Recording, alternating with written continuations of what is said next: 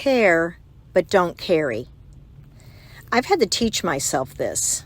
I'm a fixer, problem solver. I care deeply for people. I was raised with parents who had homeless come in and housed missionaries and fed the poor, and that was the model, thank the Lord, of Christianity and of Jesus himself, that I just was very privileged to have that as an example growing up.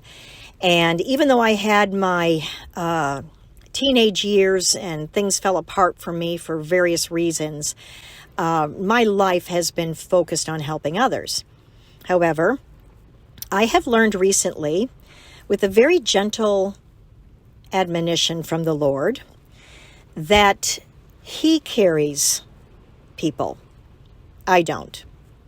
It's not my job. And I can care, and if it's within my means to be able to help somebody, then I can do that. But that doesn't mean I go bankrupt giving all my money away. Now, we don't hold our money close. We are able to give it all away if that's what God has put in his plan for us. I've been homeless before. I understand homelessness, and I have no problem with that piece of it. God has always been my shelter, has always provided shelter for me.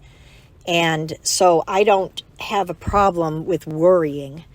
I've never really been stuck on that. However, what I'm saying is, when I see somebody has a need, I'm ready, okay? But caring for people who should be carrying themselves the weight of their own decisions, if you will, that is a different topic. And I think things get mixed up. I think they get blended, to be honest with you. So I just want to say that caring for somebody and carrying them is a different paradigm completely.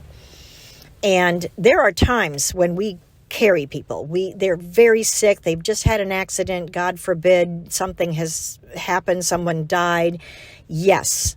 Just like if you cut your arm or something, or you cut something on your body, the white blood cells rush to help close that wound as soon as possible. That's what we do when someone dies. We take the meals they can't even process how to, eat. And so we come around them. That's not what I'm talking about here either. I'm actually speaking specifically about doing things for others that they really need to do for themselves, because we learn through pain and struggle. A baby helps to push itself out of the womb. The mother doesn't do all the pushing. The baby itself works to be born. A toddler gets up and starts to walk, and it falls down. The child falls down and hits itself on the head, on the coffee table or something, for instance. It will learn. And so if you help it, it's like, I think the illustration that's coming to my mind is the butterfly coming out of the cocoon. They will die. If you break that cocoon open for it, the caterpillar cannot become, when it becomes that butterfly, it will die. So don't help it. And that's the same thing about carrying. Let Jesus carry people, and sometimes deprivation and being without is actually what pushes a person to seek and ask and knock of the Lord. They will never truly develop a relationship with God and faith in God that they need to carry them through their whole life. If you keep doing for them and carrying them, you need to care, but you can take a lot of that into prayer without constantly giving them suggestions and advice, and why don't you do this, and let me help you with this, and you know what I'm saying? They're just going to constantly be dependent. We need to be dependent upon the Lord, and that's how we grow. Pain has a reason. Pain has a place in the growth of our loved ones, and we need to let them feel it and cry out to the Lord on their own. As moms and women, we tend to just get in the way of God, fussing over people, worrying about people, wishing that they would make a different decision, watching the train wreck of their life. It's so hard. I get it. I've been there. I've done that.